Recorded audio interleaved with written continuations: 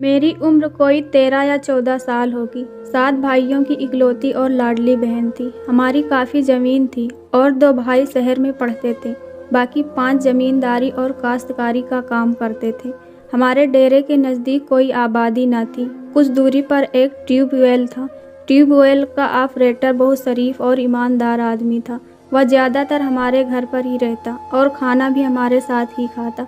वह बहुत ही खूबसूरत नौजवान था। कोई भी लड़की उसे देखती तो लम्हों में दीवानी हो जाती, मगर उसमें एक खामी भी थी और वह कमी उसका गुर्बत, गरीबी और उसका खानदानी से मंजर था। वह हमारा नौकर था, लेकिन हम उसे अपने घर का ही सदस्य समझते थे।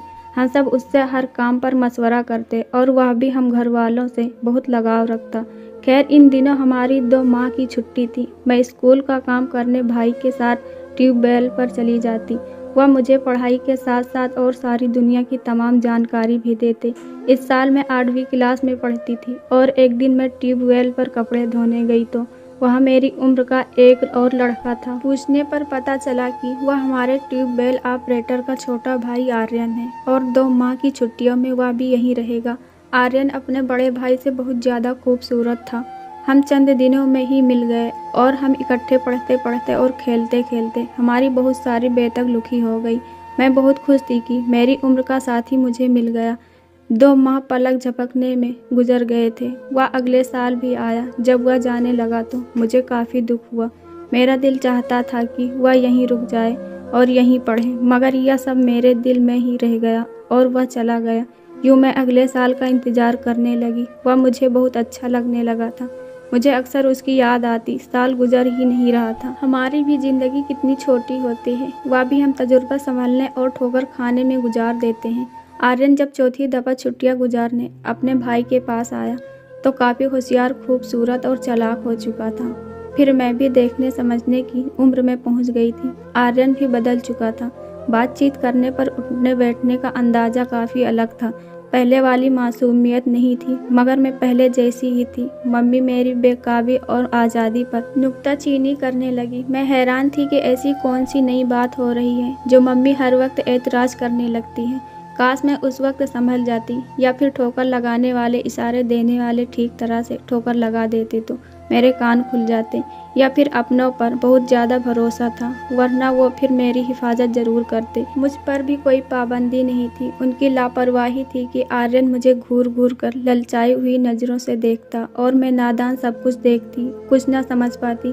और फिर मेरी उम्र 17 बरस थी। मुझे यह सब यकीनन समझ लेना चाहिए था, मगर हकीकत यह है कि मैं बड़ी नादान थी। मुझे जैसे ही मौका मिलता या फिर तन्हाई मिलती तो मैं दौड़ी हुई आर्यन के पास चली जाती। वह कहता, अब ज़्यादा इधर उधर मत फिरा करो और घर पर रहा करो, तुम कोई छोटी बच्ची तो नहीं हो। मगर मुझे किसी की बात समझ ही ना आती। एक मुझे आर्यन ने बताया कि वह अगली साल यहाँ नहीं आएगा। मैं तो उसकी बात सुनकर परेशान हो गई। क्यों नहीं आओगे? कहने लगा, इसलिए कि मैं फर्स्ट ईयर में चला जाऊँगा और किसी दूर कॉलेज में एडमिशन लेना पड़ेगा। मैं उसकी आवाज़ में सिमटा दर्द समझ गई। मुझे लगा वह वाकई परेशान है। तो आर्यन, तुम यहाँ बड़े भाई के ही पास रहने लगो ना, इकट्ठे कॉलेज जाएंगे और मिलते भी रहेंगे। कहने लगा, भाई नहीं मानेंगे और फिर उनकी नौकरी का क्या भरोसा, कब तबादला हो जाए। लगता है कि हम दोबारा नहीं मिल पाएंगे, और अगर ऐसा ही हुआ तो हम तुम्हारे बगैर जिंदा नहीं रह पाएंगे। तुम मुझे बहुत अच्छी लगती हो। नहीं आर्यन, ऐसा मत कहो। मैं भी तुम्हारे बगैर जिंदा नहीं रह पाऊंगी। मैं भी तुमसे प्यार करती हूँ, लेकिन यह सब हमारे इख्तियार में तो नहीं है। हमें एक दूसरे के बगैर रहना ही पड़ेगा। एकदम से घूमता हुआ बोला, तुम कुछ कर सकती हो क्या? यह कहते हुए उसने सवालिया निगाहें मेरे नज़रे पर डाली। हाँ, क्यों नहीं, मैं तुम्हारे लिए इस नज़र में छलांग लगा सकती हूँ। आर्यन, अगर तुम बोलो तो मैं अभी लगा दूँ। वह बोला, नहीं पगली, छलांग नहीं लगाना। तुम्हें शादी के लिए घर वालों को राज़ी करना है और मेरा इंतज़ार भी करना है। यह कहते हुए उसकी आंखों में नमी तैर रही थी। यह तो कोई बड़ा काम नहीं है, मैं आज ही घर वालों से बात करूँगी। मैंने फ़ौरन आर्यन को यकीन दिलाई। नहीं, अभी नहीं, जब मैं तुम्हें कहूँगा।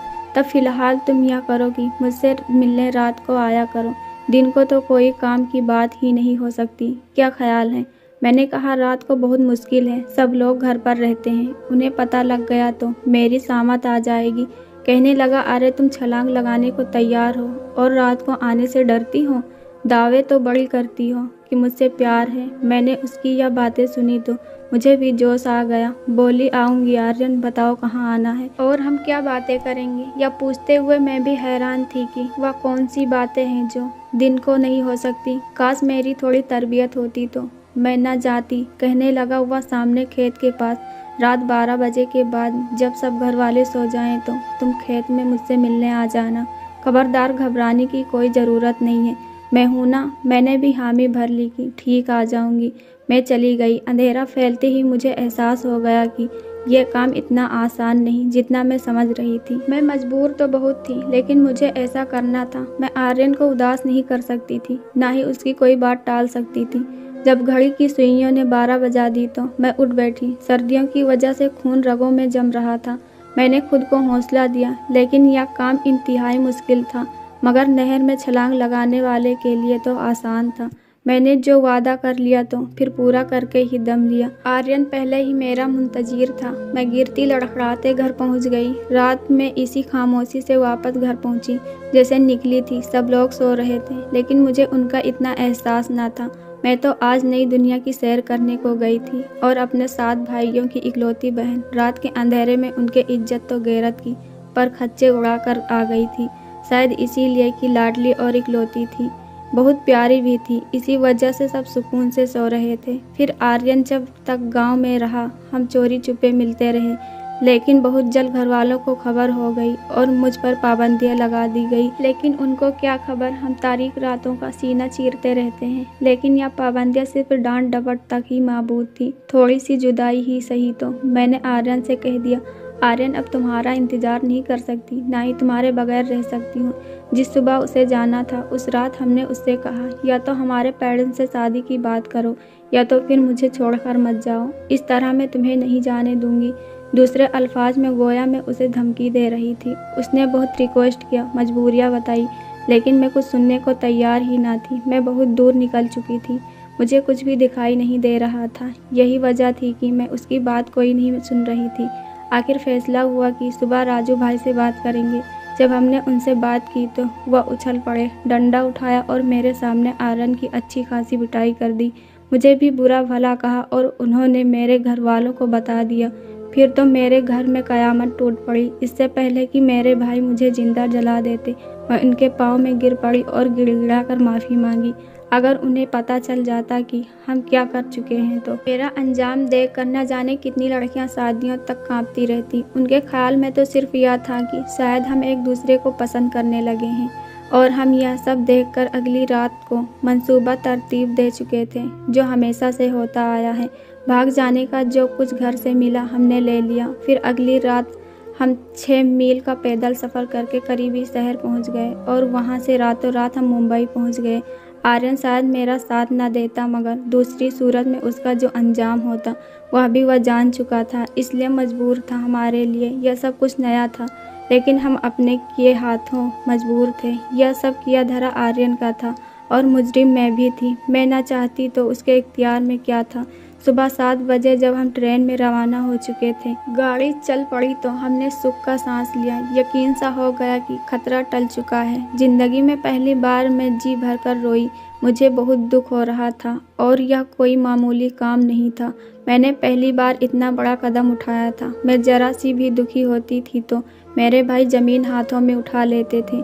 बूढ़ी और ज़ईफ़ माँ, जिसने न जाने कितने मसाइले झेल कर मुझे पाला था, और फिर बूढ़ा बाप जिसके मैं आंखों का नूर थी, इसमें कोई शक नहीं था। हालांकि गांव के लोग बेटियों पर एतबार नहीं करते थे, मगर खुदा न जाने मुझे क्या हो गया था। मुझे माँ बाप की मोहब्बत भी याद न आई। मोहब्बत की जाल में आकर मैं सारे हदों को भूल चुकी थी, और भूली भी तो इसके लिए जिसके पास न रहने का ठिकाना था और न खाने के लिए रोटी। इसने मुझे एक दोस्त के घर में ठहराया था। मुझे उसे अपने रहने का ठिकाना करने को कहा तो उसने कहा, देखो लक्ष्मी, इतनी जल्दी कोई और बंदोबस्त नहीं हो सकता। हमें मकान के अलावा एक अच्छे इंसान की भी ज़रूरत है। इतने बड़े शहर में हमारा कोई वाकिफकार भी नहीं। कुछ ना कुछ तो करना है। यह कहते हुए आर्यन ने रो दिए। मुझे भी उसके अंदाज पर तरस आ गया। मैंने उसे सहारा दिया, लेकिन जब काफ़ी दिन गुजर गए और उसने दोस्त का घर ना छोड़ा तो उसमें मुझे काफ़ी उलझन होने लगी। मैं क्या कर सकती थी? मुकम्मल तौर पर मैं उसके रहमो करम पर थी। अब मैं घंटों रोती रहती और अपनी गलती पर शर्मिंदगी महसूस करती। आर्यन के दोस्त ने मुझे अपने घर में पनाह दी थी। वह मुझसे इस एहसान का बदला लेना चाहता था। आर्यन बिल्कुल भी वैसा नहीं था जैसा मैंने सोचा था। एक दिन मैं किचन में खाना बना रही थी। 3 गज की दूरी पर आर्यन लेटा हुआ था कि किचन में रोहित आ गया और उसकी निगाहें एकदम प्यासी थी। मैं जानती थी कि बहुत जल्द होने वाला है, इसलिए जब मेरे लिए कोई अनहोनी थी, मैं पुरसुकून थी कि मेरा मिजाजे खुदा मेरे सर पर मौजूद है। वह मेरा मुहाफिज है। भैया भूख लगी है क्या? मैंने बिना देखे उसकी तरफ कहा, जबकि मैं उसे देख चुकी थी। वह समझ रहा था कि मैंने उसे नहीं देखा। वह थोड़ी देर मुझे देखता रहा। फिलहाल मुझे निगाहें उठाकर उसकी आंखों में देखना ही पड़ा और मैंने कहा, क्या बात है रोहित, यहाँ क्यों खड़े हो? भूख लगी है क्या? जब उसने इंतहा बेशर्मी से कहा, मुझे तुम्हारी भूख है। मैं आपकी बहन हूँ रोहित भाई और आपके दोस्त की इज्जत हूँ। मैंने सूरत हाल मिटाने की कोशिश की, वह संभल जाए। मैं सोच चुकी थी कि यह सब फिजूल है, फिर भी मैंने कह दिया। रोहित अपनी मूंछों को ताव देते हुए बोला, कैसी बहन और कैसा भाई? ना तुम मेरी बहन हो और ना मैं तुम्हारा भाई। खुदा ना करे कि मेरी बहन ऐसी हो। उसने अजीब से लहजे में ऐसा कहा तो मुझे खुद को घटिया होने पर गुमान हुआ कि वाकई घर से निकली लड़की की इज्जत नहीं। फिर वह मेरे करीब आना चाह रहा था कि मैं किचन से निकलकर भाग गई और आर्यन को आवाज़ें देने लग गई। देखो आर्यन, यह क्या कर रहे हैं तुम्हारा दोस्त? इसे जरा से भी परवाह नहीं की। मैं तुम्हारी बीबी हूँ। मेरे तवक्कों के बल्ला आर्यन के चेहरे पर इत्मीनान था। हाँ तो क्या हुआ, बीबी तो मेरी हो, मगर यह भी मेरा दोस्त है। उसने इतना कहा था कि मैंने लकड़ी का एक डंडा लिया और उसके दोस्त का सर लहूलुहान कर दिया। मैंने आर्यन को भी खूब बुरा भला कहा और फूट फूट कर रोने लगी। मुझे हौसला देने वाला भी कोई नहीं, क्योंकि वही मेरा मुहाफिज था जो अब मेरा लुटेरा बन चुका था। थोड़ी देर के बाद मुझे लगा कि मैं बेहोश हो गई हूँ। जब मेरी आंख खुली तो घर में कोई नहीं था। मेरे सर पर हजारों आंधियाँ और तूफान बर्पा हो चुके थे। मैं नहीं जानती थी कि अब मैं कहाँ जाऊंगी। आखिर मैंने फैसला किया कि मुझे मरना है, मगर मौत भी सस्ती नहीं, कुछ कीमत लगवानी पड़ती है। अगली सुबह हॉस्पिटल से आर्यन घर आया और आते ही कहने लगा, लक्ष्मी तुम्हें अच्छा नहीं किया। वह हमारा वाकिफकार था, अगर तुम उसकी बात मान लेती तो क्या बिगड़ जाता। आर्यन की इस बात पर मैं हैरान रह गई। आर्यन इतना बगैरत होगा यह मैंने कभी सोचा नहीं था। उसने तो जो कहा उसे सुनकर ही मुझे नफरत होने लगी। मेरा सर चकराने लगा और मैं चारपाई पर बेहोश हो गई।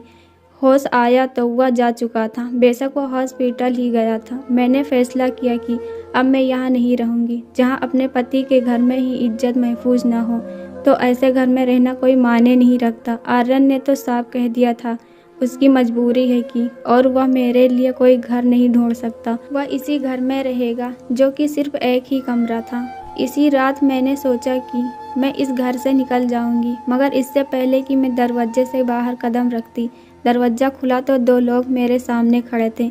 मैं खौफ से डर गई, लेकिन जल्द ही संभल गई। इससे पहले कि वह मैम जी मुझसे कुछ पूछती, उन्होंने मुझे गाड़ी में उठाकर डाल लिया और मुझे डराने धमकाने लगे। इसके बाद मुझे कुछ होश न रहा। होश आया तो एक खाली कुर्सी पर कोई बैठे सिगरेट पी रहा था। मुझे होश में आता देखकर बोला, लड़की तुम्हें खौफ ज़्यादा होने की ज़रूरत नहीं। यह कमरा बहुत बड़ा है। इसके बेडरूम में तुम मौजूद हो। मैंने तुम्हें 60,000 में ख़रीद लिया है। मैं कभी कदार आऊँगा। तुम गुजरे दिन भूल जाओ, नई ज़िंदगी से समझौता करने की कोशिश करो। यहाँ पर तुम्हें किसी चीज़ की कमी नहीं होगी। नौकर खिदमत करने के लिए हाजिर हैं। किसी चीज़ के लिए इशारा करोगी वह मिल जाएगा, मगर कोई ऐसी वैसी हरकत न करना कि खुद पछताना पड़े। अब मुझे तो ठोकर खाने की इतनी आदत हो चुकी थी कि इस बात से मुझ पर कोई बिजली न गिरी। मैंने कहा, कोई बात नहीं, कम से कम घर नहीं तो एक तहफ़्फ़ुज़ ही मिल गया। मैं काफ़ी देर बैठकर रोती रही, फिर जल्दी से उठ पड़ी। चलो ज़िंदगी को अपने अरमान पूरे कर लेने दो। मैं हालात से समझौता करूँगी। जो कोई भी मेरी इज्जत की धज्जियाँ उड़ाएगा, मगर घर में तहफ़्फ़ुज़ तो देगा, ज़रूरतें पूरी करेगा। ऐसे भी नहीं तो मेरे पास क्या रह गया था? बस एक सदमा मुझे संभलने नहीं दे रहा था। एक शख्स भाग गया था और दूसरे ने मुझे खरीद लिया। हाँ, मगर इस घर में मैं मालकिन की तरह रहती थी। मेरा हर चीज़ पर कंट्रोल था। हर वक्त नौकर मेरे हुक्म के मुंतज़िर रहते थे। ज़िंदगी यूं ही मामूल के मुताबिक गुजर रही थी। दुख बांटने वाला कोई नहीं था, बाकी सब कुछ था। शाम को ड्राइवर मुझे घुमाने के लिए जाता। जिंदगी अजीब सी मोड़ पर आ गई थी, मगर मुझे सुकून नहीं मिल रहा था। आम हालात में मेरी जिंदगी काबिले रश्क थी। जिंदगी एक दायरे में घूमती रही, मेरे अंदर आग जलती रही। मैंने भी नोट देकर अपना ड्राइवर को काबू कर लिया। उससे मैंने जासूसी करवाई और जल्दी ही मुझे पता चल गया कि रोहित भी सेठ साहब का नौकर है। मगर ऐसा है तो सेठ साहब ने 60,000 उसे क्यों दिए? वह ऐसे ही उससे छीन सकते थे। मुझे यह बात समझ नहीं आ रही थी। अब मैंने ड्राइवरिंग भी सीख ली और गाड़ी खुद चलाने लग गई। मुझे कहीं जाना होता तो ड्राइवर को ना ले जाती। मैं दिन रात रोहित की तलाश में थी, जबकि वह कोई खास नौकर नहीं था, वरना उस मामूली सी झोपड़ी में नहीं रहता। जबकि वह सारे नौकर अच्छे खासे पैसे वाले थे, दौलत की भरमार थी। इस जिंदगी को ठुकराना इतना आसान था, मगर मैं अपनी बर्बादी कैसे भूल जाती। मुझे अपने घर का हिसाब लेना था। फिर जब सेठ साहब विदेश चले गए तो मुझे मौका मिल गया। आर्यन का एड्रेस तो वैसे भी मेरे पास था। राजू भाई जब खत लिखते तो मैं पढ़ती रहती थी। उनके घर का पता मुझे याद हो गया, जितना अपने घर का याद ना था। आर्यन के घर का उससे ज़्यादा याद था।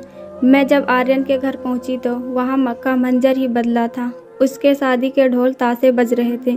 शाम का अंधेरा फैल चुका था। एक औरत से मालूम हुआ कि आज आर्यन की शादी है। मुझे डर था आर्यन कहीं देख ना ले। मैंने अपना हुलिया काफ़ी बदल रखा था। मैं एक घर के अंदर घुसी। मुझे काफ़ी देर छुपना पड़ा। इत्तेफाक से मैं जहाँ छिपी थी उससे पास में ही दुल्हन का कमरा था। फिर वह वक्त याद आया। आर्यन सामने से आते दिखाई दिए और साथ वाले कमरे में दाखिल हो गए। मुझे आज कोई डर नहीं लग रहा था। मैंने आवाज़ सुनना चाहा तो यह आवाज़ आर्यन की थी। मैं उसे कैसे भूल सकती थी? वह किसी से बात कर रहा था। प्रिया, कल तक तुम मेरी भाभी थी, किस्मत की आज तुम मेरी बीवी हो। जहाँ मैंने यह जहर निकला है तो तुम्हें बीवी बना लूँगा। मैं तुमसे कुछ नहीं छुपाना चाहता, मैं तुम्हें साफ बता देना चाहता हूँ, मगर तुम इसे राज ही रखना। प्रिया, तुम्हारा सुहाग लूटने वाला मैं ही हूँ। जहाँ राजू भाई नौकरी करते थे वहाँ से एक लड़की मैंने अगवा की थी। वह लड़की मेरी कुल कायनात है। मैं उसे एक लुटेरे के पास छोड़कर आ गया। बहरहाल वह मेरी जिंदगी में उसके बगैर जी नहीं सकता। उस लड़की को जहाँ मैं छोड़ आया हूँ वह बहुत मक्कार, दगाबाज और फरेबी निकला। मुझे बहुत भरोसा और फ़क्र था, मगर उसने कमीनीपना की है और मुझे ब्लैकमेल करता है, पुलिस को बताने की धमकियाँ देता है। उसने मेरी बीवी की इज्जत को लूटना चाहा, जिस पर मैं बहुत मजबूर हो गया था।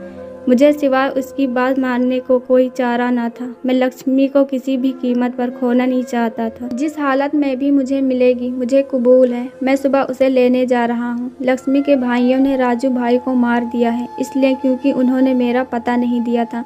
मैंने पता कर लिया है। लक्ष्मी के 2 भाई कत्ल के जुर्म में हवालात में बंद हैं। उसके माँ बाप मर चुके हैं। अब लक्ष्मी का मेरे सिवा कोई और नहीं। मुझे उम्मीद है कि तुम मुझे माफ़ कर दोगी।